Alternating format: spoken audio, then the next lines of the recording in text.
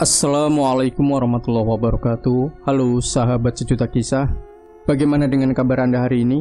Mudah-mudahan selalu sehat walafiat, tak kurang suatu apa, dan selalu dalam lindungan Allah Subhanahu wa Ta'ala. Amin, amin ya robbal alamin. Jumpa kembali bersama kami, channel yang setiap hari selalu menyuguhkan cerita-cerita misteri menarik untuk Anda. Dan kali ini kami sudah menyiapkan sebuah kisah misteri yang berjudul Santet Malam Satu Suro. Jawa Tengah, akhir tahun 1954, 26 tahun yang lalu, beberapa bulan sebelum terjadinya santet malam Satu Suro. Wati, kamu harus menikah dengan yang namanya Surip. Perempuan seperti kamu tidak pantas mengulur-ngulur waktu, ucap Bu Asih, Ibu Wati. Bu, aku pingin kawin kalau hatiku sudah benar-benar mantap. Sampai saat ini aku belum bisa pergi dari genggaman Sumerep, jawab Wati. Kamu menyukai Sumerep? Sejak kapan? Teriak Ibu Asih. Wati terdiam. Dia tak bisa lagi membohongi dirinya sendiri yang selama ini menyukai seorang pria yang dicap jelek oleh keluarganya. Sumerep namanya. Kedua orang tuanya bertindak sebagai dukun di desanya. Tanpa banyak alasan, para warga menjauhi keluarga Sumerep. Salah satu hal yang mendasari bahwa warga tidak menyukai keluarga Sumerep adalah karena mereka tergolong orang-orang yang telah musyrik terhadap ajaran agama dan melawan norma alam yang berlaku. Tidak, aku tidak sudi kalau kamu menikah dengan Sumerep. Mau jadi apa anakmu, ha? Pikir, punya otak digunakan, teriak Bu Asih kepada Wati. Bu, tolong jangan paksakan hatiku untuk mencintai orang yang tidak aku cintai, Bu. Aku punya pilihan sendiri. Apakah karena keluarga Sumerep adalah keluarga yang terpandang jelek, jadi ibu tidak mengizinkan aku menikah dengannya? Tanya Wati. Kamu tahu, keluarga mereka adalah keluarga yang bersekutu dengan iblis. Jika suatu saat kalian menikah dan melahirkan seorang anak, maka anak itu akan menjadi benih iblis yang akan menghancurkan desa ini. Jelas Bu Asih. Bu, tidak baik bicara seperti itu, ucap Wati. Bu Asih terdiam. Dia memalingkan mukanya dari pandangan Wati. Bu, ibu marah kepada Wati, tanya Wati. Kamu tahu Wati, kita adalah keluarga terpandang di desa ini. Jangan sampai kamu nodai keluarga ini gara-gara urusan cinta busukmu itu, ucap Bu Asih sambil menatap tajam Wati. Bu Asih selalu tegas terhadap pegangan dari turun-temurun keluarganya. Dia percaya bahwa jika ada suatu trah atau keturunan yang bukan berasal dari keluarga terpandang, maka trah atau keturunan berikutnya akan menjadi sengsara. Dalam tradisinya juga seperti masih mengkasta-kastakan seseorang, mereka yang terlahir dengan keluarga yang berprofesi buruk, maka akan menjadi sebuah sorotan dan pengecualian untuk bergabung bersamanya, apalagi menikahi salah satu keluarganya. Dunia hitam dan gelap seperti ini telah merasuki setiap manusia yang menginginkan kesempurnaan tanpa tahu bahwa sejatinya kekurangannya adalah bentuk dari kenyataan yang nyata. Bu Asih meninggalkan Wati seorang diri di kamarnya. Perasaan Wati hancur berantakan ketika sang ibu telah melarang penuh akan maksud keinginannya. Setelah Bu Asih keluar, masuklah Pak Mukso, bapak Wati. Kedatangan Pak Mukso membuat Wati lega, karena bapaknya lah yang mengerti akan perasaannya. Duk, carilah laki-laki yang bisa membuatmu bahagia, ucap Pak Mukso. Wati hanya ingin menikah dengan Sumerep, Pak. Wati tak pernah melihat sisi jelek seseorang atau profesi orang tuanya. Jika Bapak berada di posisi Wati, mungkinkah Bapak akan menerimanya? Tanya Wati. Memang benar, terkadang cinta mengalahkan sisi negatif seseorang. Namun bagaimana jika seseorang yang kamu cintai adalah orang yang salah dan membuat kehancuran dalam dirimu sendiri? Tanya Pak Mukso. Naluri terbesar manusia itu berada dalam hatinya, Pak. Akal hanyalah pembatas bagi perasaan dan emosi seseorang, ucap Wati. Sebenarnya Ada sesuatu yang tidak kamu ketahui tentang Sumerep itu, Nduk, ucap Pak Mukso. Wati memandangi wajah bapaknya dengan tajam, seakan-akan ada satu atau dua kalimat yang membuatnya paham akan larangan dari ibunya mengenai perasaan salahnya itu. Apa itu, Pak? Tanya Wati. Keluarga Sumerep dikenal dengan keluarga yang sering melakukan jagat peteng, ucap Pak Mukso. Jagat peteng? Tanya Wati. Sejenis ilmu hitam yang membawa pasukan iblis untuk menyerang orang-orang, jelas Pak Mukso. Pak, mana mungkin keluarga Sumerep membunuh orang? Tidak semua dukun itu jahat, Pak.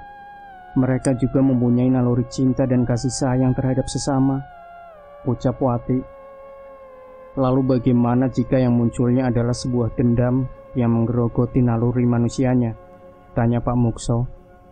Dendam? Wati terdiam. Dia paham akan maksud dari perkataan bapaknya. Setiap manusia yang mempunyai naluri cinta dan kasih sayang, dia juga pasti punya naluri dendam jika hal yang diinginkannya tidak sesuai dengan apa yang terjadi. Dendam adalah musuh utamanya. Pak Mukso mengelus-elus rambut Wati dengan penuh kasih sayang. Dia tidak mau Wati merasakan sesuatu yang mengerikan ketika berurusan dengan orang yang sangat ditakuti itu. Percayalah, kamu akan paham apa maksud dan ibu yang nasihatkan kepadamu, senyum Pak Mukso. Wati hanya mengangguk paham. Dia sempat ingin menyangkal mengenai pernyataan dari keluarga Sumerep, namun nyalinya menciut ketika yang diajak bicara adalah orang tuanya sendiri. Malam kelabu, Wati masih menunggu kepastian hatinya untuk menerima orang baru dalam hatinya. Dia adalah Surip, pria yang beruntung karena dilahirkan dari keluarga yang mampu dengan jabatan yang lumayan disegani di tempatnya. Postur tubuhnya tidak terlalu tinggi, juga tidak pendek. Di bawah matanya terdapat tahi lalat. Lalu hal yang unik dari Surip adalah keberadaan lesung pipi yang banyak memikat para wanita di desanya. Namun tidak bagi Wati. Dia adalah tipikal orang yang tidak melihat fisik. Wati lebih menyukai pria yang kalem dan bersahaja seperti Sumerep. Berbeda dengan Surip, Sumerep sangat sederhana. Keesokan harinya, Bu Asih mengundang Surip beserta keluarga untuk mendatangi rumahnya. Mereka dijamu dengan aneka makanan tradisional, juga minum-minuman yang masih sangat sederhana sekali. Wati tidak ingin keluar kamar kala itu. Dia belum bisa menerima kenyataan bahwa ibunya benar-benar akan menjodohkannya dengan Surip. Watinya mana, Bu? Tanya Surip. Bentar ya Dek Surip. Mungkin dia malu ketika bertemu dengan orang baru seperti Dek Surip, senyum Bu Asih. Wanita berparas Jawa itu segera memanggil Wati yang sedang berada di dalam kamar. Nak, ayo keluar, tegas Bu Asih. Wati masih memegangi kedua tangannya sambil meneteskan air mata. Jika bukan karena orang tuanya, mungkin Wati sudah lari dari rumah. Nanti Bu, sebentar lagi, ucap Wati dari dalam kamar. Bu Asih kembali menuju ruang tamu dan menemui Surip yang sudah menunggu Wati sedari tadi. Sebentar lagi Wati akan datang, Dek. Monggo diminum dulu, senyum Bu Asih. Inggih Bu, jawab Surip. Mereka pun mulai membahas pernikahan yang akan diselenggarakan dalam waktu dekat. Bu Asih dan Pak Mukso berpendapat bahwa pernikahan mereka dilaksanakan sesuai adat Jawa. Hal ini ditujukan agar kedua mempelai memperoleh kelanggengan dan kesejahteraan. Setelah disepakati, mereka pun meminta hari untuk pernikahan jatuh di antara weton keduanya. Weton keduanya yang dianggap cocok, maka disepakatilah hari Selasa Pahing di bulan ketiga. Wati masih lama ya Bu? Tanya Surip. Baru saja Surip mengatakan itu, Wati datang dengan mengenakan kebaya dan menyanggul rambut yang tampak ayu. Itu, Nak Wati anakku, ucap Bu Asih. Surip terkesima dengan kecantikan Wati yang begitu mempesona. Baru kali ini kembang desa yang dikatakan oleh para warga ternyata benar. Surip benar-benar terhipnotis dengan tatapan Wati yang memandanginya, walau hanya sebentar. Bagaimana Nak? Ayo toh, canda Pak Mukso. Surip tersenyum sambil memandangi wajah Wati. Pernikahan kalian akan diadakan secara adat Jawa, sesuai dengan adat yang berlaku. Kedua pengantin dilarang keluar rumah sampai hari pernikahan itu tiba. Jelas Pak Mukso. Orang dulu percaya bahwa ketika kedua calon pengantin ingin menikah dan keluar rumah, maka akan ada sesuatu yang bisa membahayakan bagi keduanya. Setelah mereka membahas semua resepsi pernikahan beserta dengan konsepnya, Wati langsung teringat dengan sosok Sumerep. Dia tahu bahwa tindakan ini menyakiti hati Sumerep. Namun, karena kedua orang tuanya lah pernikahan ini tetap berjalan.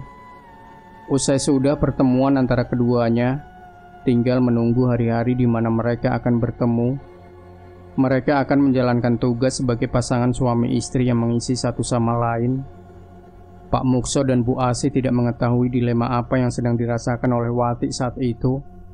Mereka berdua hanya mengira bahwa Wati menyetujui pernikahannya dengan Surip. Namun, bagaimana jadinya jika hati Wati masih merindukan seseorang yang dicintainya? Hari-hari berlalu, Wati hanya berada di dalam kamar sambil menatap cermin miliknya. Air matanya terus berjatuhan merindukan sosok pria yang telah mencuri hatinya dan enggan mengungkapkannya karena adanya batasan di antara keduanya. Kedua orang tua Wati tidak menerima secara ikhlas. Kilas balik masa lalu orang tua Sumerep, yaitu Ki Mergosukmo dan Nyi Kasih Dewi Sari, yang merupakan dua dukun yang memiliki santet mematikan. Santet tersebut bisa menyiksa, bahkan membunuh korbannya dengan perlahan, namun menyakitkan. Santet itu bernama Santet Getih Sewu dan Santet Pelung Mayit. Santet ini merupakan santet yang banyak ditemui, namun jarang diketahui untuk zaman milenial sekarang. Tok tok tok. Suara ketukan pintu dari luar kamar Wati. Pak Mukso dan Bu Asi nampak kasihan dengan Wati yang selalu berada di kamar. Sebentar Bu. Wati membukakan pintunya dan mendapati kedua orang tuanya sedang berdiri sambil memasang wajah memelas. Duk, kamu harus tahu ini, ucap Pak Mukso. Tahu apa Pak? Tanya Wati. Tentang ilmu kanuragan kedua orang tua Sumerep, yaitu Ki Mergosukmo dan Nyi Kasih, jawab Pak Mukso. Pak Mukso dan Bu Asi mengarahkan Wati menuju ruang tamu. Mereka akan menjelaskan secara detail tentang siapa itu Ki Mergosukmo dan Nyi Kasih yang ditakuti di desanya tersebut. Ada apa dengan kedua orang tua Sumerep, Pak?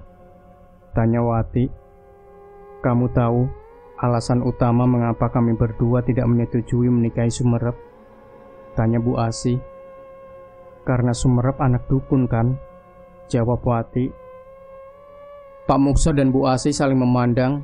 Keduanya benar-benar tak habis pikir bahwa Wati spontan menjawab pertanyaan mereka dengan cepat. Bukan hanya itu, dukun juga ada yang bekerja demi kebaikan, namun tidak dengan kedua orang tua Sumerep. Jelas Bu Asi. Wati hanya terdiam sambil memainkan jari jemarinya. Wajahnya tertunduk lesu. Dia tampak tak bersemangat menjalani hari-hari berikutnya. Apalagi dia akan menikah dengan Surip, orang yang baru dikenalnya baru-baru ini. Sudah, Dok, lupakan Sumerep. Dia tidak layak denganmu. Wati terkejut mendengar jawaban ibunya yang tidak mengetahui sedikit pun dilema hati yang sedang ia rasakan. Maksud ibumu, Sumerep bukan menantu yang kita harapkan. Karena kedua orang tuanya adalah pembunuh tanpa menyentuh paling berbahaya di desa, bahkan daerah ini. Kenapa bapak dan ibu begitu egois? Kenapa bapak dan ibu tidak pernah sedikit pun mengetahui isi hati Wati? Wati capek, Bu. Wati ingin bebas, ingin memilih suami yang sesuai dengan hati Wati. Teriak Wati sambil menangis. Dok, bukan itu maksud ibu, ucap Bu Asi. Wati capek, Bu, capek, ucap Wati. Kamu belum mengenal secara dalam mengenai kedua orang tua Sumerep, nak. Mereka berdua pernah terlibat dalam kasus santet yang membahayakan. Bahkan, hampir semua orang desa mengetahui santet tersebut. Jelas Pak Mukso. Wati perlahan memandangi wajah bapaknya sambil membuka kedua tangannya yang masih menutupi air matanya. Ada dua jenis santet yang digunakan olehnya. Santet yang pertama bisa menyiksa orang-orang yang dikehendakinya. Santet itu bernama santet Gedesewu, ucap Pak Mukso. Wati tak percaya dengan apa yang dikatakan oleh kedua orang tuanya itu. Kamu memang belum lahir, Nduk. Namun penderitaan itu masih terasa, hingga banyak dari warga sini memilih keluar kota untuk lari. Namun santet yang tipe kedua lebih berbahaya lagi. Santet itu bernama santet balung mayit. Santet ini bisa mengejar orang yang dikehendakinya sampai meninggal. Bahkan dengar-dengar dari tuturan para warga yang memiliki saudara korban dari santet ini, mereka tidak ada cara lain selain membunuh dirinya sendiri. Jelas Pak Mukso. Hati Wati terenyuh mendengar penjelasan santet yang dimiliki oleh kedua orang tua Sumerep tersebut. Berarti Sumerep juga mempelajari itu? Tanya Wati. Sudah pasti, Nak, jawab Bu Asih. Hati Wati mulai bimbang. Dia tidak menyangka bahwa Sumerep juga mempelajari santet tersebut. Jadi kamu paham kan alasan kami berdua menjodohkanmu dengan Surip? Tanya Bu Asih. Paham, Bu. Maafkan Wati yang berprasangka buruk kepada ibu dan bapak, ucap Wati. Iya, Nak. Kami paham kok dengan isi hatimu. Sekarang istirahatlah, senyum Bu Asih. Wati kembali menuju kamarnya. Dia memang sudah seharusnya untuk melupakan Sumerep. Pak Mukso dan Bu Asih tampak lega ketika melihat anak semata wayangnya tegar kembali. Berita tentang pernikahan Wati dengan Surip pun terdengar di telinga Sumerep. Sumerep merasa sakit hati. Dia pun menghadap kepada kedua orang tuanya dengan hati yang terluka. Sambil menundukkan kepala dan badannya, Sumerep berbicara empat mata kepada ibunya. Bu, Pak. Kenapa, Nak? Tanya Ki Mergo Sukmo. Aku ingin berbicara sebentar, ucap Sumerep sambil meneteskan air mata. Dia teringat hajat yang akan dilakukan oleh Wati di beberapa hari ke depan. Wati akan menikah kan? Tanya Nyikasi. Kok ibu tahu? Tanya Sumerep. Seluruh warga desa geger dengan berita tersebut. Apakah kamu menyukai Wati? Tanya Nyikasi, ibunya.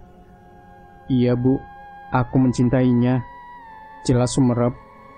Kamu tidak boleh menikah dengannya, ucap Ki Mergo Sukmo bapaknya. Kenapa, Pak?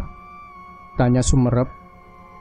Mereka memiliki pantangan yang bisa membunuh kita semua, jelas Ki Mergo Sukmo. Pantangan? Tanya Sumerep. Orang-orang Mukso sangat berbahaya, jelas Ki Mergo Sukmo. Tapi Pak, potong Sumerep, kamu tahu mereka semua yang telah membuat kita terpojokkan seperti ini. Kita hanya menjalankan tugas profesi yang kita lakukan. Tapi orang-orang mereka sangat berbahaya. Bahkan dengan kekuatanku saja, belum tentu menghancurkan mereka. Sumerep terdiam. Dia bahkan terharu mendengar ucapan bapaknya. Satu lagi, jangan kau dekati Wati. Karena jika orang-orang tahu, kamu akan dihakimi oleh para warga, jelas Ki Mergo Sukmo. Nak, kita adalah dukun. Kamu tahu kan, dukun selalu dipandang jelek oleh masyarakat. Nyikasi dan Ki Mergo Sukmo selalu terbuka terkait apa yang dilakukannya terhadap Sumerep. Baik, Pak, Bu, ucap Sumerep sambil undur pamit. Sumerep pun meyakini bahwa pandangan kedua orang tuanya terhadap orang tua Wati salah. Begitu juga kedua orang tua Wati. Pandangan terhadap kedua orang tuanya juga salah, karena mereka belum bertemu dan belum saling kenal jauh. Inilah yang membuat keduanya saling menjelek-jelekan satu sama lain. Sumerep pun berkeinginan untuk memberitahukan hal ini kepada Wati, agar Wati bisa memahami maksudnya.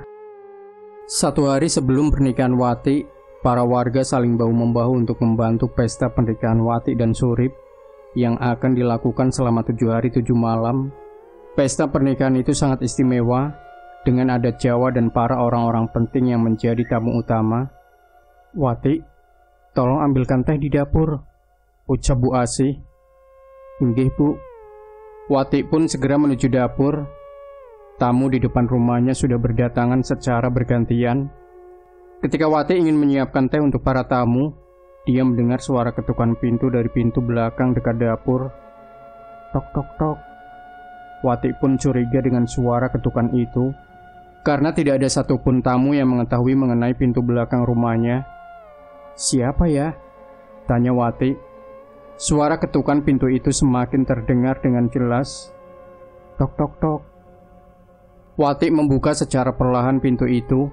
Dia terkejut ketika orang yang mengetuk pintunya adalah Sumerep. "Mas Sumerep?" "Wati." "Mas, sedang apa? Bagaimana kabarmu, Wati?" "Mas, tolong pergi dari sini sebelum orang tuaku tahu." "Tidak, Wati, aku tidak akan pergi." "Mas, tolong, aku tidak ingin ada hal yang membahayakan yang mengenai Mas. Tolong pergi dari sini," ucap Wati sambil memohon. Sumerep memegangi kedua tangan Wati.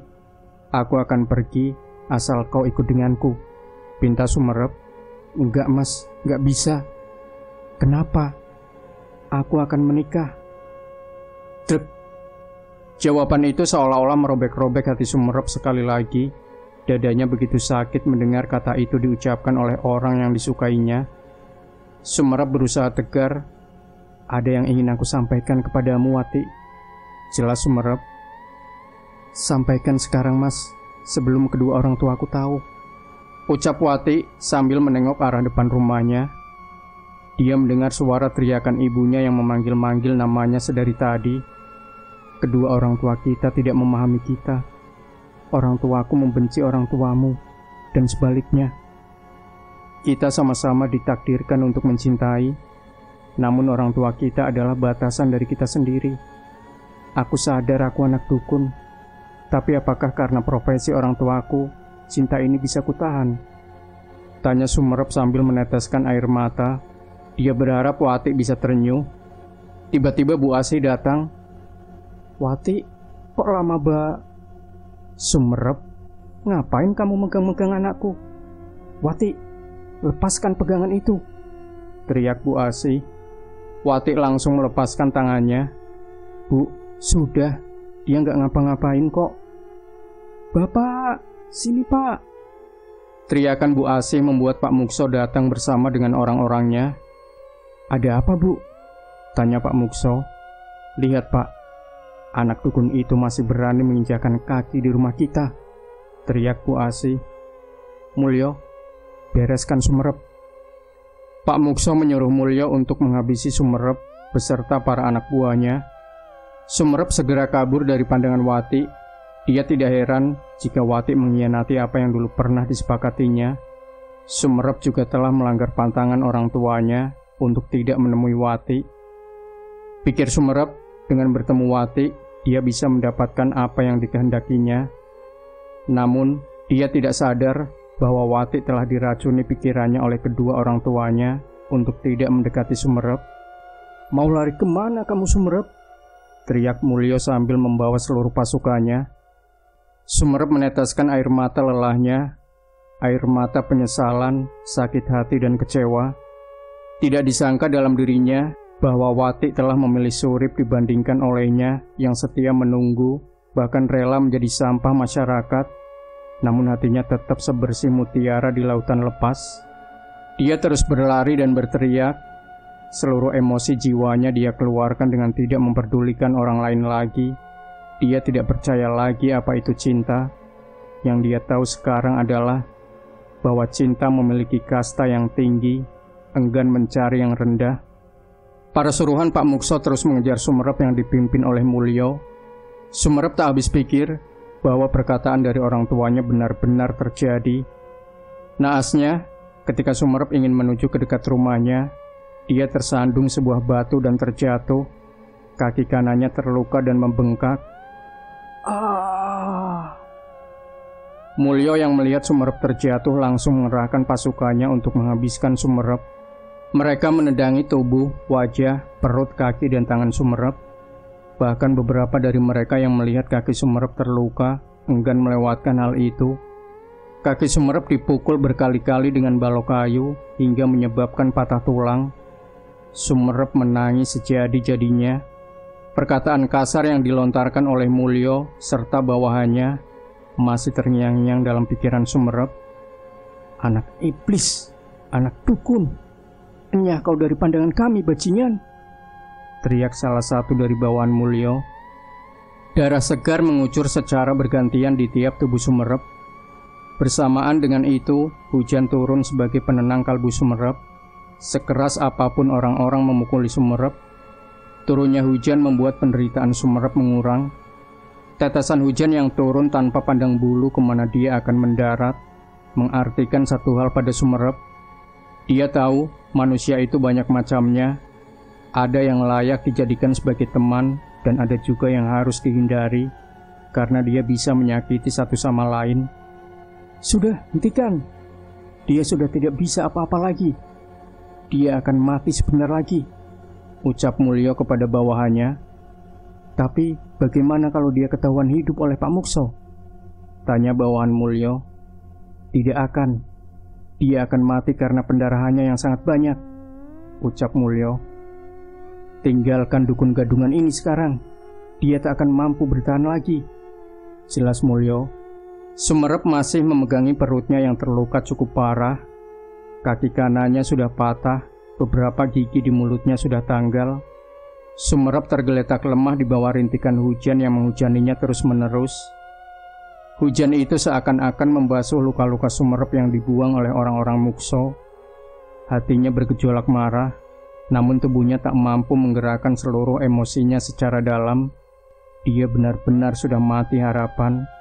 Wanita yang dicintainya akan menikah, lalu dia juga dihabisi dengan kejam sampai tak bisa bergerak oleh orang-orang Mukso. Bahkan, sekarang dia juga telah melanggar pantangan orang tuanya. Sumerep kala itu benar-benar merasa hina sekali. Setelah orang-orang Mukso di bawah pimpinan Mulyo telah pergi meninggalkannya, tiba-tiba datanglah dua orang yang dikenalinya. Kedua orang itu adalah Ki Mergosukmo dan Nyi Kasih. Bagaimana? Mereka lebih iblis daripada iblis, kan? Tanya Ki Mergosukmo. "Pak, Bu," ucap Sumerep dengan wajah penuh darah. Ki Mergosukmo dan Nyi Kasih membangunkan tubuh Sumerep. "Darah harus dibalas darah," ucap Ki Mergosukmo. Sumerep dibawa ke rumahnya. Ki Mergosukmo dan Nyi Kasih merencanakan penyerangan total. Sedangkan di rumah Wati telah berdiri dengan tegak Pak Mukso dan Bu Asih yang menantikan kehadiran Mulyo serta bawahannya.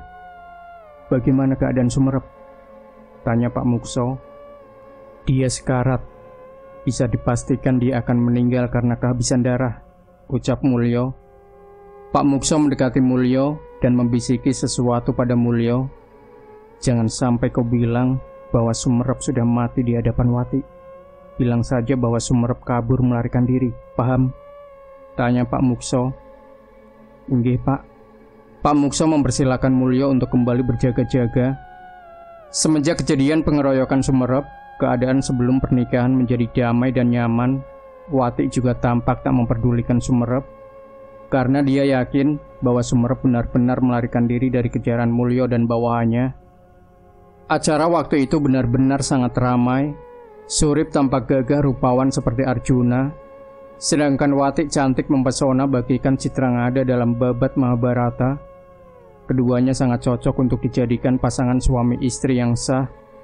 Di hari pernikahan Wati dan Surip, pandangan Pak Mukso tampak waspada melihat kanan kiri dan depan belakang sekitarnya.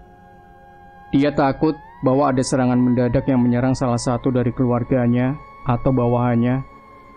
"Apa yang kau resahkan, Pak?" tanya Bu Asih. "Apakah Sumerep akan menyerang kita semua dalam kondisi seperti ini?" tanya Pak Mukso.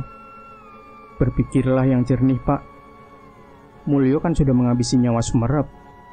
Tidak mungkin dia menyerang kita dengan santetnya," ucap Bu Asih. Pak Mukso belum memberitahukan soal Sumerep terhadap istrinya Bu Asih. Bahkan dalam hal segenting ini, dia masih merahasiakan fakta di balik Sumerep.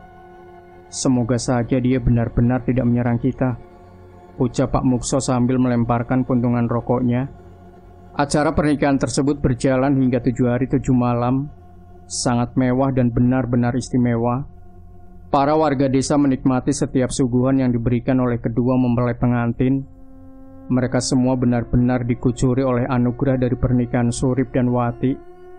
Ki Mergosukmo menyiapkan berbagai perlengkapan untuk menyantet seluruh keluarga Pak Mukso. Hari di mana ketika Wati dan Surip ingin merasakan berbulan madu, dia akan merasakan neraka santet yang sebenarnya, ucap Ki Mergosukmo. Nyi Kasi berusaha menghilangkan setiap luka yang dimiliki oleh Sumerep, namun kaki kanannya memang sudah patah dan tak bisa disembuhkan. Santet Getih Sewu. Santet ini akan menyerang orang yang dimaksud dengan pendarahan organ dalam yang sangat mengerikan. Aku akan tunjukkan betapa mengerikannya santet ini. Ki Mergosukmo menyembelih seekor ayam cemani, lalu dia menaruh sesuatu yang berhubungan dengan keluarga Mukso, seperti tanah depan rumahnya di dalam sebuah wadah yang terlebih dahulu dipenuhi dengan getih atau darah. Hingga akhirnya, dia merapalkan sebuah mantra khusus untuk menyerang Surip yang akan dijadikan korban pertama. Kenapa Surip? Karena ketika Surip dulu yang dijadikan korban, maka semua keluarga akan merasakan kejutan yang hebat dari serangan mematikan ini. Setelah usai acara besar-besaran di rumah Wati, Surip pun mengajak Wati untuk istirahat. Pengantin baru yang baru selesai acaranya biasanya menaruh nafsu yang menggebu-gebu di antara keduanya. Surip telah dulu membukakan baju di hadapan Wati. Dia memberikan sinyal kepada Wati untuk melayaninya. "Kamu siap, Wati?" senyum Surip.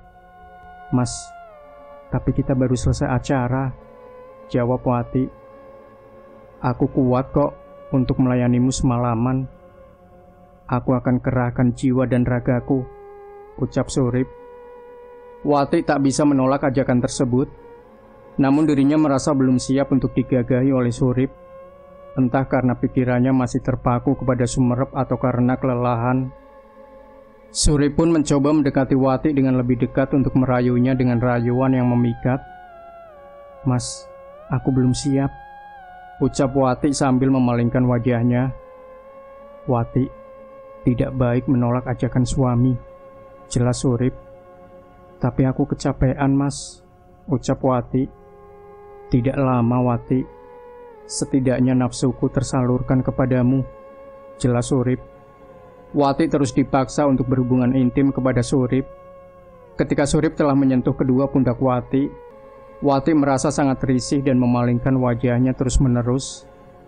"Ayo Wati, kita sudah halal untuk melakukan ini," ucap Surip. "Tapi aku belum siap, Mas." Surip pun memaksa dan mendorong Wati, namun Wati masih terus menolak. Hingga akhirnya, ketika bibirnya hampir menyentuh pipi Wati, kedua tangan Wati mendorong keras tubuh Surip hingga Surip terpental, kepalanya menabrak lemari. Disitulah keanehan terjadi. Surip berteriak kesakitan, bukan karena kepalanya yang terbentur lemari, tapi seluruh tubuh Surip dipenuhi benjolan berwarna merah. Dia merasakan kegatalan yang benar-benar menyiksa. "Wati!" teriak Surip sambil memegangi wajahnya yang penuh benjolan merah aneh itu. "Mas, kenapa Mas Surip?" teriak Wati dengan wajah ketakutan. "Panas Wati, panas!" Santet pertama yang dilayangkan oleh Ki Mergosukmo mengenai Surip. Santet Getih Sewu itu memberikan pendarahan yang membuat seluruh organ tubuh seperti terbakar dari dalam tubuh. "Wati, tolong aku!" teriak Surip. Wati pun berlari keluar kamar. Dia memberitahu hal ini kepada Pak Mukso dan Bu Asih yang sedang berada di kamarnya. "Pak, Bu, Mas Surip kena teluh," teriak Wati.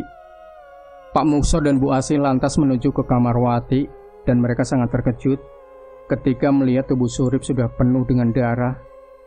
"Surip!" teriak Pak Mukso. "Bruk!"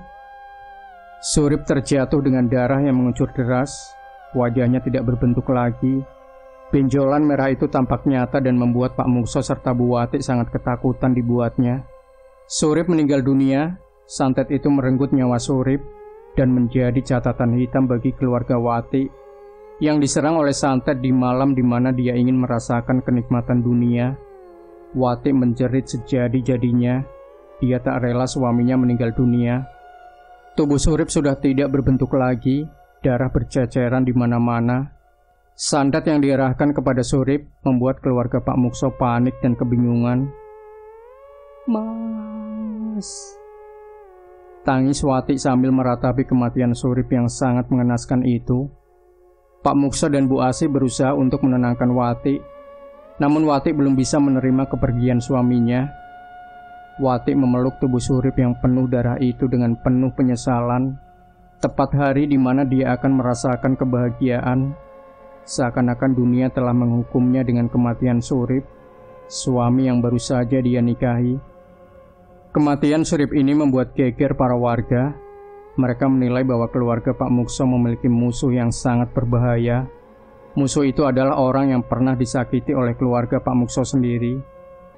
Perihal sakit hati ataupun sesuatu yang telah merusak oleh keluarga Pak Mukso merupakan satu pandangan yang didapati oleh para warga kala itu. Akhirnya untuk berjaga-jaga, Pak Mukso mengerahkan seluruh pasukannya untuk berjaga-jaga di tempat kediamannya. Selain itu, mereka juga merencanakan sesuatu agar santet itu tidak bisa menyerang kembali. Kematian Surip bukanlah kematian yang biasa. Pihak keluarganya tidak menerima akan kematian yang sangat mengenaskan tersebut. Karena itu kita harus berjaga-jaga. Jika ada orang yang mencurigakan mendekati rumah ini, segera habisi orang itu, ucap Pak Mukso dengan ultimatumnya. Lain hal dengan itu, Ki Mergosukmo dan Nyi Kasih merawat Suka Sumerep yang belum kunjung sembuh. "Berapa korban lagi agar Sumerep bisa sembuh?" tanya Nyi Kasih. "Setidaknya 5 orang sudah cukup. Sisanya adalah peringatan terakhir," jelas Ki Mergosukmo. Sumerep masih terbujur kaku. Dia belum sepenuhnya sadar bahwa Surip telah menjadi korban dari santet Getih Sewu. Malam ini penjagaan di rumah Mukso sangat ketat. "Hati-hati, jangan sampai ketahuan," jelas Ki Mergosukmo. Nyi Kasih mengangguk paham. Ketika malam hari di mana para penjaga suruhan Pak Mukso mengambil alih penjagaan rumah, Nyi Kasih memasang sebuah buhul atau tali santet yang berguna untuk meneror seluruh penghuni rumah. Lolosnya Nyi Kasih dari tatapan para penjaga yang kejam itu membuahkan hasil. Ketika buhul tersebut terpasang, muncullah 2 sosok yang menakutkan. Sosok itu adalah Gedhe Dhuwur dan siluman monyet. Bisa dikatakan, asal-usul dari santet Malam Satu Suro adalah perpaduan antara santet milik Ki Mergosukmo dan Nyi Kasih, dan Sumerep hanya memperkuat jangkauan dari santet itu sendiri. "Mas, kok hawanya tidak enak ya?" tanya Bawahan Mulyo kepada temannya yang kebetulan sedang berjaga-jaga di bagian belakang rumah. Nyi Kasih segera membacakan mantra dari balik pepohonan. Dia berhasil menyelinap masuk ke bagian belakang rumah untuk memasang buhul dan kembali dengan selamat tanpa diketahui oleh para penjaga Bawahan Mulyo. "Perihal kematian Surip, apakah kamu percaya bahwa itu karena santet?" tanya orang itu pada temannya. "Baru kali ini aku menyaksikan kematian yang sangat mengerikan sejak zaman penjajahan dulu. Apa santet itu masih berseliweran ya?" tanya balik temannya. "Aku pikir ketika kita memukuli Sumerep, dia segera ditolong oleh kedua orang tuanya, yaitu Ki Mergosukmo dan Nyi Kasih. Sepertinya dalang dari perbuatan ini adalah mereka berdua." Mereka saling membahas satu sama lain mengenai kematian misterius Surip. Tiba-tiba, dari balik pepohonan, muncul sosok Gedhe Dhuwur dengan tubuh yang sangat besar. Mas, itu apa?" Sosok Gedhe Dhuwur itu menyerang mereka dan melemparkan keduanya hingga kepalanya terbentur pepohonan jati di belakang rumah. 2 penjaga itu pingsan di tempat, sedangkan sosok Gedhe Dhuwur itu memasuki dalam rumah Pak Mukso lewat pintu belakang. Keberadaan keluarga Pak Mukso yang sedang di ujung ketakutan, ditambah lagi dengan serangan dari Nyi Kasih, membuat kekacauan makin parah. Entah apa tujuan dari Nyi Kasih sendiri, namun yang dijadikan sebagai prioritas utamanya adalah Pak Mukso dan Bu Asih. Mulyo yang kala itu sedang mengecek bagian belakang rumah. Dia melihat pintu belakang terbuka dengan sendirinya. "Loh, kok pintunya terbuka?" ucap Pak Mulyo. Langkah kaki Mulyo sedikit diperlambat. Gerakannya seperti orang yang akan menyergap maling yang sudah ketahuan basah olehnya. Semakin dia mendekati bagian belakang rumah, dia merasakan aura kematian yang sangat mengerikan. Suhu ruangan seketika menjadi dingin, angin bertiup kencang, barang-barang di dapur mulai berjatuhan. Gemerlap bulan sudah tertutup awan gelap yang menambah kesan seram. Ketika Mulyo hendak menengok ke arah kiri, sontak dia terkejut ketika melihat belasan para penjaga sudah terkapar tak berdaya. Ada yang mengeluarkan banyak darah dari mulutnya, ada juga yang sempat kejang-kejang, bahkan ada yang sudah meninggal dunia. Ini apa? Wush! Sekelebat bayangan hitam langsung berdiri tegak di belakangnya. Suara auman persis serigala terdengar jelas di telinga Mulyo. Perlahan, pundaknya disentuh dan dia merasakan sesuatu yang keras dan tajam seperti silet. Mulyo merasakan sesuatu yang tidak beres dari belakang tubuhnya, dan benda yang memegangi pundaknya seolah-olah akan mencengkeram kuat dan melemparkannya dengan cepat. Ketika Mulyo membalikkan pandangannya ke arah belakang, dia terkejut bukan kepalang. Detak jantung Mulyo menjadi sangat kencang, seluruh tubuhnya bergetar hebat, keringat dingin berjatuhan secara bergantian. Sosok yang ditemui oleh Mulyo adalah sosok gede dhuwur. Diangkatnya tubuh Mulyo hingga dia tidak menjejakkan kakinya ke lantai rumah Pak Mukso lagi. Air liur dari gede dhuwur itu berjatuhan bak melihat mangsa yang siap untuk dilahap. Ampun, ucap Mulyo dengan ketakutan. Anehnya, ketika Mulyo mengucapkan hal itu, sosok gede dhuwur itu meletakkan tubuh Mulyo kembali. Mulyo selamat dari ancaman gede dhuwur itu. Mulyo masih menatap sosok gede dhuwur itu dengan tatapan takut. Dia takut jika gede dhuwur itu benar-benar akan memangsanya. Sosok gede dhuwur mundur ke arah kegelapan dan menghilang bersamaan dengan datangnya angin yang memasuki pintu belakang rumah Pak Mukso. Mulyo hanya terdiam, tubuhnya masih bergetar hebat. Dia masih ketakutan ketika tubuhnya diangkat oleh sosok gede dhuwur itu. Gede dhuwur, aku ndak salah lihat kan? Tanya Mulyo sambil menampar-namparkan pipinya dengan tatapan kosong. Dia juga menoleh ke belakang dan masih dengan suasana dan keadaan yang sama. Para penjaga itu masih tergeletak. Lepas Mulyo melihat ke suasana yang tidak mengenakan itu, dia berteriak sekencang-kencangnya. Teriakan itu membangunkan Pak Mukso dan juga Bu Asih serta Wati sendiri. Mereka bertiga langsung menuju ke arah sumber teriakan itu berasal. Ada apa Gusti Mulyo? Kenapa ini? Tanya Bu Asih dengan wajah yang berderai air mata. Mulyo menjawab pertanyaan itu. Dia mulai membalas dendam, ucap Mulyo. Dia siapa mas? Tanya Wati. Sumerep. Bruk. Hati Wati bagai disambar petir. Dia teringat kembali akan Sumerep. Sumerep? Kenapa dengan Sumerep, Pak? Bu, apa yang kalian lakukan kepada Sumerep tempo hari yang lalu? Tanya Wati. Pak Mukso hanya terdiam. Bu Asih dan Mulyo menantikan jawaban dari mulut Pak Mukso mengenai pertanyaan langsung dari Wati. Wati segera mendekati Bu Asih dan bertanya kepadanya dengan nada meminta jawaban. Bu, Sumerep kenapa? Apa yang sudah Bapak lakukan kepada Sumerep? Kenapa orang-orang di sini pada tergeletak? Tanya Wati. Pak, tolong jawab, ucap Bu Asih dengan pelan. Pak Mukso melangkah maju menuju pintu belakang rumah. Dia mengambil nafas terlebih dahulu sebelum memulai jawaban yang sesuai. Kejadian tempo hari bisa dikatakan sebagai penyebab utama kejadian aneh yang menimpa keluarga kita. Teror ini benar-benar memakan jiwa. Jelas Pak Mukso. Kejadian apa, Pak? Tanya Wati sambil mendekati Pak Mukso. Bapak menyuruh para bawahan Bapak untuk menghabisi Sumerep, mematahkan kakinya, dan membuatnya terluka parah. Bu Asih dan Wati terkejut mendengar hal itu. Mereka berdua tidak percaya. Kematian Surip adalah akibat dari kejadian tempo hari. Surip disantet menggunakan santet Gede Sewu. Seluruh organ tubuhnya mengalami pendarahan dan tumbuh benjolan merah aneh yang membuat kita sulit mengenali tubuh Surip yang asli. Jelas Pak Mukso. Kurang ajar. Kenapa Bapak lakuin itu semua? Kenapa? Teriak Wati. Supaya kamu bahagia, Wat. Jawab Pak Mukso. Enggak, Pak. Wati enggak pernah bahagia selama Bapak dan Ibu serta para bawahan Bapak menyakiti orang-orang di sekitar kita. Teriak Wati. Pak Mukso tahu perasaan hati yang dialami oleh anak semata wayangnya itu. Dia memang sulit untuk menerima kenyataan yang telah berlalu. Ini sudah akhir bagi kita semua. Senyum Pak Mukso. Akhir? Apa maksudnya, Pak? Tanya Bu Asih. Malam satu suro akan datang. Ada apa dengan malam satu suro?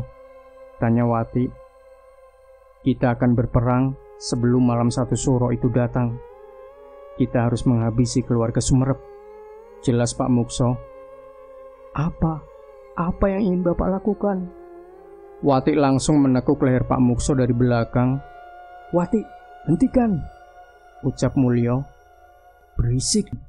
Kalian semua adalah iblis bertopeng manusia. Jika kalian tidak melakukan hal itu kepada Sumerep, andaikan kalian tidak mengganggu dan menyakitinya, seorang dukun pun akan marah jika harga dirinya diinjak-injak. Teriak Wati. Pak Mukso merasa kesakitan. Dia sulit untuk bernafas. Wati, hentikan. Bapakmu bisa mati, Wati. Teriak Mulyo. Berisik kamu.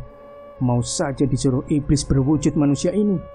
Jika kamu ingin menuruti perintah itu, aku akan menekuk leher bapakku sampai patah.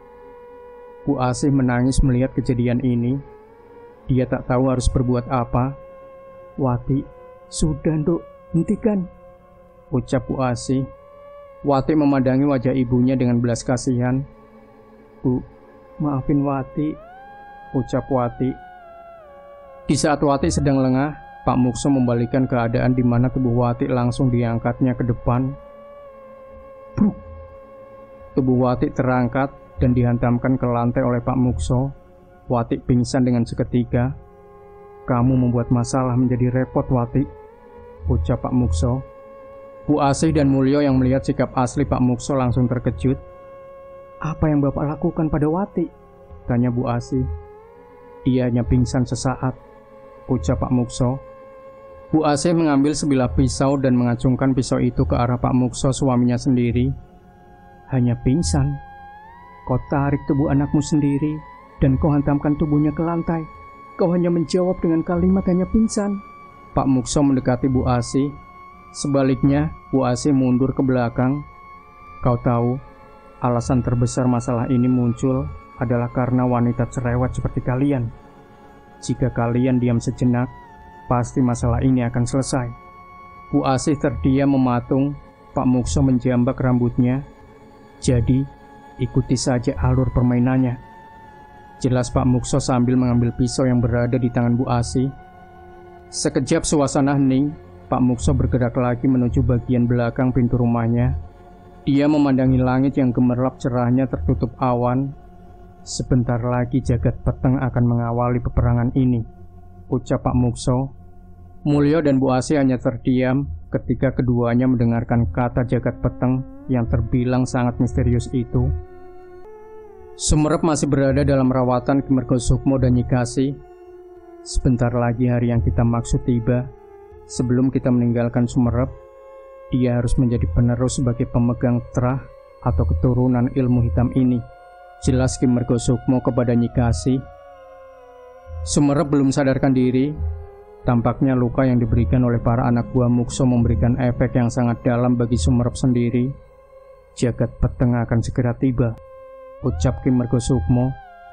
Nyi Kasih membereskan segala peralatan yang digunakan untuk persiapannya.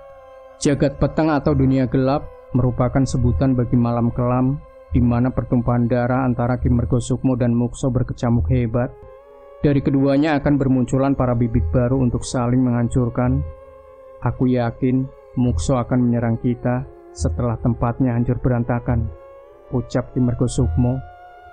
Ki Mergosukmo memandangi bulan yang sudah mulai redup. Cara satu-satunya adalah dengan mentransfer seluruh ilmu hitam kita kepada Sumerep untuk menghancurkan anak cucu Mukso. Keesokan harinya, Pak Mukso menemui langsung Mulyo. Dia memberikan sebuah surat yang berisi, "Pergilah dari tempat ini, karena tempat ini akan menjadi awal dari perpecahan besar yang melibatkan aku dengan Ki Mergosukmo. Nikahilah putriku, dan kembalilah tepat setelah aku pergi." Surat itu diterima oleh Mulyo. Dia tahu bahwa Pak Mukso dan Bu Asih akan mengorbankan nyawanya untuk keselamatan anaknya Wati. "Baik Pak, aku akan membawa Wati ke daerah Banyuwangi." Sesuai dengan perintah Mulyo, selepas itu Pak Mukso mencari orang kepercayaan untuk menjaga Mulyo dan juga Wati. Orang itu bernama Ramli. Bawahan Mukso yang diambilnya langsung untuk melindungi seluruh keluarganya. "Ramli akan menemani perjalanan kalian. Datanglah kemari ketika semua sudah selesai. Bawalah keluargamu untuk menempati rumah setelah aku pergi." Wasiat terakhir dari Pak Mukso adalah pergi dari tempatnya dan kembali jika dirinya dan juga Bu Asih telah pergi atau meninggal dunia. Tujuan Pak Mukso dan Bu Asih adalah ingin menghancurkan keluarga Sumerep agar ketika Mulyo kembali, semuanya telah hilang dan sirna. Setelah dirasa selesai, Ramli mendatangi rumah Pak Mukso. Dia ditugasi untuk menjaga Mulyo dan Wati ke tempat yang aman. Tempat itu adalah daerah Jawa Tengah. Wati belum sadarkan diri. Di waktu pagi buta, mereka bertiga berangkat untuk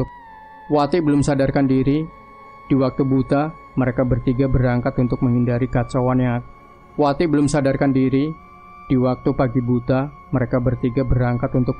kekacauan yang akan terjadi. Kekacauan tersebutlah yang akan memunculkan stigma mengenai ikatan ilalang dan daun pandan yang tertempel di depan rumah dan tiap kamar. Konon, untuk menghindari peperangan dan kekacauan tersebut, seluruh warga memasang ikatan ilalang dan daun pandan agar terhindar dari santet. Ki Mergosukmo dan Nyi Kasih berhasil mentransfer segala ilmu hitamnya kepada Sumerep. Entah dengan cara apa yang dilakukannya, tapi menurut narasumber, keduanya harus mati-matian mentransfer ilmu tersebut yang akan memunculkan sebuah pembaruan dari santet yang mematikan, yaitu santet malam satu suro. Yang akan memunculkan sebuah pembaruan dari santet yang mematikan, yaitu santet malam satu suro. Pak Mukso menyuruh bawahannya yang masih tersisa untuk membakar rumah Sumerep. "Bakar dan hancurkan semuanya secara sembunyi-sembunyi," ucap Pak Mukso yang menyerang secara bergerilya dan tertutup. Pak Mukso dan Bu Asih telah siap berada di rumahnya. Dia menggunakan pakaian adat Jawa. "Apa Wati bisa hidup tenang?" tanya Bu Asih. "Kita hanya meredam perpecahan untuk saat ini. Jika seluruh keturunan Ki Mergosukmo telah hancur, Wati bisa hidup dengan bahagia," senyum Pak Mukso. "Aku takut jika hal yang serupa juga terjadi kepada Wati di masa mendatang. Apalagi santet itu sangat mematikan," ucap Bu Asih. "Tenanglah Bu, semua akan berjalan dengan lancar," jelas Pak Mukso. Ki Mergosukmo dan Nyi Kasih telah siap untuk melakukan santet untuk yang ketiga kalinya. "Nak Sumerep, bangun nak," ucap Ki Mergosukmo. Sumerep yang sudah tampak lebih sehat dari sebelumnya terbangun dan melihat kedua orang tuanya menggunakan pakaian rapi adat Jawa. "Bapak dan Ibu mau kemana?" tanya Sumerep. "Pergilah ke hutan di dekat sungai. Buatlah padepokan di sana. Jangan ada yang mengetahui rahasia di balik dirimu yang sebenarnya. Lihatlah lukamu, sudah hampir sembuh kan?" tanya Ki Mergosukmo. "Loh, kok lukanya?" Luka Sumerep tiba-tiba menghilang. Efek transfer energi ilmu hitam dari kedua orang tuanya memberikan penyembuhan cepat dari luka Sumerep. "Sekarang pergilah, bawa semua barang-barang peninggalan bapak dan ibu," jelas Ki Mergosukmo. "Bapak dan ibu mau kemana?" tanya Sumerep. "Kelak kamu akan tahu nak.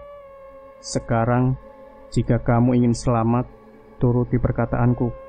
Sebentar lagi, jagat peteng akan dimulai. Semua akan penuh dengan emosi, dendam, benci, dan panas. Jangan pernah kembali lagi sebelum waktunya tiba," ucap Ki Mergosukmo.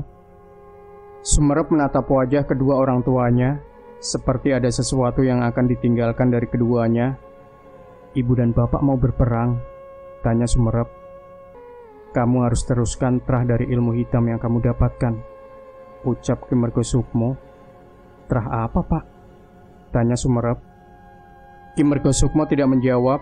Dia pun membukakan pintu belakang, dan sekali lagi dia melihat warna langit yang menggelap sepenuhnya. Darah harus dibalas darah, ucap Ki Mergosukmo sambil menatap Sumerep. Sumerep meneteskan air mata penyesalan. Dia tahu, gara-gara dirinya, perpecahan ini membludak dan terus membesar. Pak, jangan pergi, ucap Sumerep. Nyi Kasih mendekati Sumerep. Pergilah, nak. Sudah waktunya kamu pergi. Mereka akan datang dan kita akan segera menghabisinya. Suara langkah kaki yang menggetarkan sekitaran rumah Ki Mergosukmo terasa jelas oleh Sumerep. Kembalilah jika semua sudah membaik. Ingat, kamu kembali bukan untuk mendamaikan, namun kamu harus menggunakan rapal yang akan diketahui nanti, ucap Ki Mergosukmo.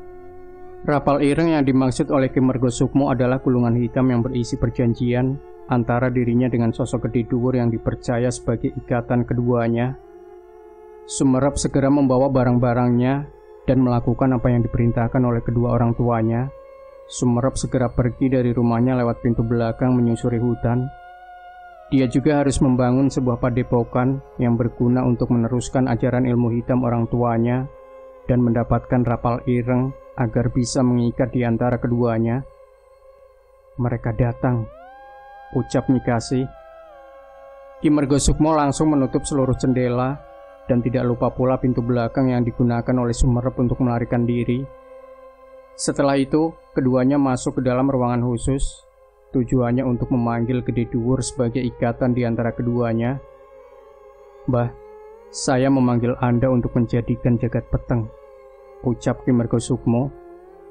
Nyi Kasih mengikatkan usus ayam cemani kepada kayu, lalu dia patahkan hingga menjadi 3 bagian.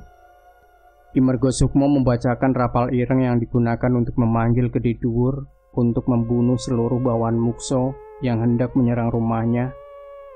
Sedangkan bawahan Mukso sendiri telah mengelilingi rumah Ki Mergosukmo dan menyirami tiap sisi rumah Ki Mergosukmo dengan bensin. Sedangkan Pak Mukso dan Bu Asih memasuki kamarnya. Mereka berdua bagaikan pengantin baru. Jagat peteng sudah dimulai. Terah dari Ki Mergosukmo akan hancur. Kita hanya menunggu waktu saja, jelas Pak Mukso.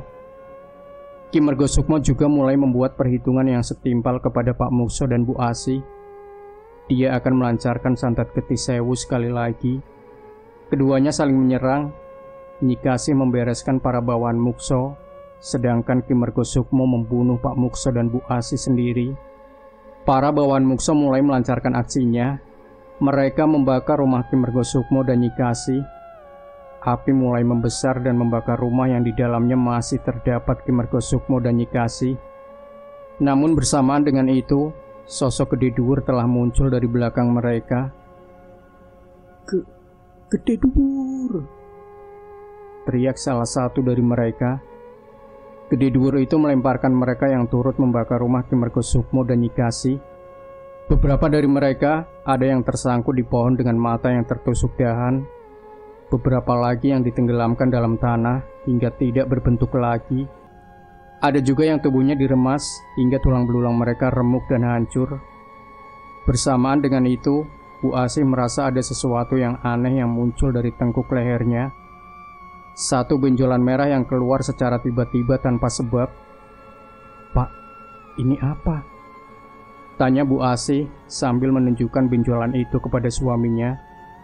Sudah dimulai. Apa yang dimulai?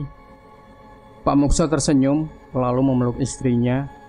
Dengan seketika seluruh tubuh Bu Asih muncul banyak benjolan merah. Bu Asih teriak kesakitan dan merasa tubuhnya panas. Namun Pak Mukso tidak melepaskan pelukan eratnya. Pak, panas, badanku panas, teriak Bu Asih sambil menangis. Perlahan darah mengucur deras dari mulut, hidung dan telinga Bu Asih. Santet Geti Sewu telah menyerang Bu Asih terlebih dahulu. Pak Mukso masih mendengar suara Bu Asih yang meminta untuk dilepaskan dari pelukannya.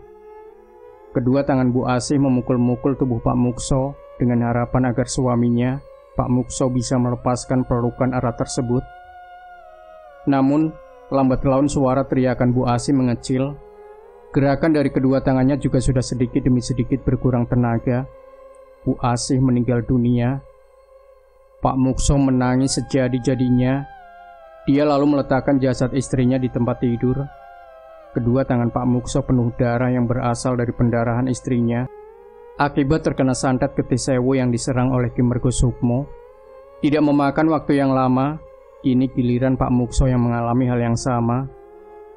Mula-mula dari wajahnya muncul satu benjolan merah, lalu menebar ke leher, dan berlanjut kepada perutnya, dan menyebar hingga ke seluruh tubuhnya. Seluruh organ tubuhnya hancur dan mengalami pendarahan.